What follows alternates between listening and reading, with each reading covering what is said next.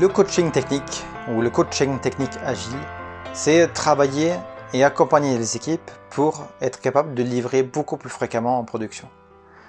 Pour livrer en production avec beaucoup moins de perturbations. C'est finalement devenir agile en termes de business, parce que c'est pas parce qu'on fait des sprints de 2 semaines qu'on est vraiment agile, c'est parce qu'on livre continuellement de la valeur aux clients qu'on est agile. Pour que cela devienne une réalité, il est nécessaire d'avoir des pratiques un peu plus saines afin de ne pas merger des choses dans le master qui font tout casser, afin de ne pas livrer en production des choses qui sont non qualifiées. Ça se passe à travers des tests, évidemment. Donc, le fait de s'entraîner à écrire des tests, ça rend les choses beaucoup plus faciles et beaucoup plus rapides, et avec des tests de une meilleure qualité. Une fois qu'on a ces tests-là, on peut se permettre de refactorer, en sécurité pour le coup.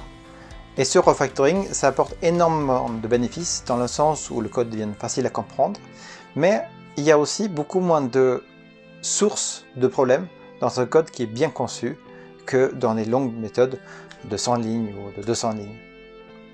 On pourrait se poser la question de pourquoi est-ce que tout le monde ne fait pas ça déjà, si c'est si bien.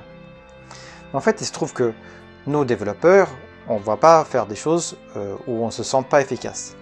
Et quand on n'a pas d'entraînement à écrire des tests, et quand on n'a pas d'entraînement à refactorer de façon bien poussée, alors il est naturel qu'on ne fasse pas ça lorsqu'on est sous la pression de livrer notre story. Par contre, quand on s'entraîne ne serait-ce qu'un tout petit peu là-dessus, ça change forcément les choses, parce que étant plus compétent dans l'écriture de tests et étant plus compétent dans le refactoring, il est normal qu'on change notre comportement. Ce genre de coaching se fait avec un mélange de formation sous forme de TP pratique, souvent, et de coaching dans le vrai code. Ça veut dire qu'on va faire des TP, puis après on va s'asseoir en pair programming ou en mob programming et travailler sur les stories du sprint. On va faire ça en TDD ou en fonction du code qu'on a, avec des bonnes techniques. Et on fait ça jusqu'à ce que les développeurs sentent que, ok, c'est bon, on sait faire, donc le coaching s'arrête.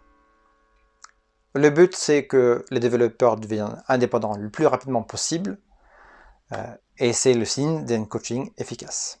Cela s'étale généralement sur plusieurs mois, parce qu'il faut du temps pour assimiler les choses. Par contre, c'est à coup de un jour toutes les 2 semaines, toutes les 3 semaines, toutes les 4 semaines. Au total, pour une équipe, il s'agit souvent de 5 jours à 10 jours.